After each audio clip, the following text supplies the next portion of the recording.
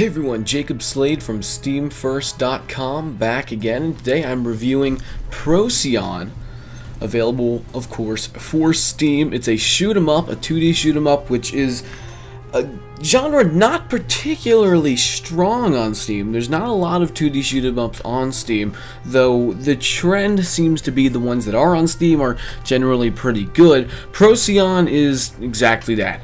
Pretty good. It's got very fun, fast-paced gameplay that I love, and it also has very, very good controls. However, as with many indie games like this that are from small development studios that don't have a lot of time, don't have a lot of resources available to them, it fails to really impress, and it really doesn't do anything special. But I did enjoy it. It was a good time.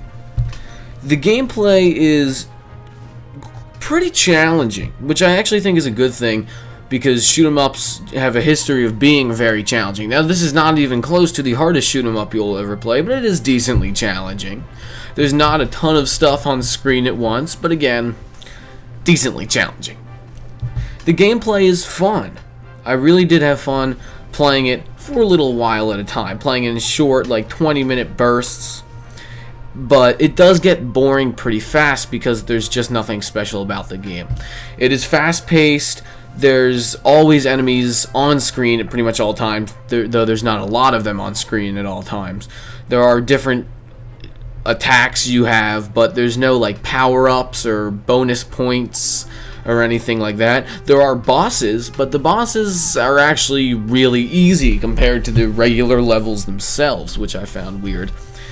The difficulty is just unbalanced. It's kind of mismatched, but again, it's nice to see that at least the challenge is there.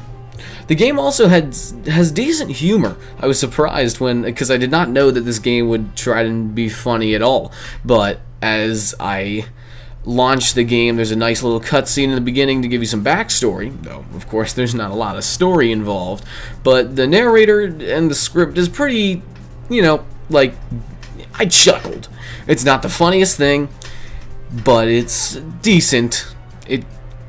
Everything about this game seems to be decent. That's what I'm getting at. It's overly basic. It really gets boring after playing more than 2 levels at a time, just because nothing new ever happens. Sure, there's harder enemies, and the levels in general get more difficult. Maybe they get a little longer, but it's always consistently boring after 1 or 2 levels. You play 1 or 2 levels and you stop, then you might have a good time. But if you try and play more than that, it's going to get boring really fast. Again, there's no power-ups, which is really disappointing considering it's a shmups. I love power-ups in any game, especially shmups. There's no things you can collect for bonus points. There's no collectibles. There's the boss fights, again, far too easy to add any variety to the game.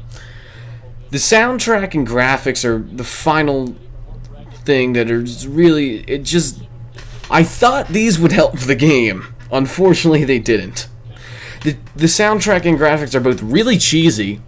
It seems like, honestly, I feel like the soundtrack was like ripped from a movie. Obviously wasn't. I don't think it was. There would probably be a lawsuit against them, but it's that cheesy. It's just like you've heard this soundtrack everywhere before in every like cheap action movie ever. The graphics are also sloppy, low in terms of technical graphics. There's nothing there. You can run this at, I believe I checked the frame rate and it was running at around 650 frames per second, to give you an idea of the technical aspect of the graphics. This is not a very technically impressive game, nor is it artistically. There's not a lot going on in this game at all.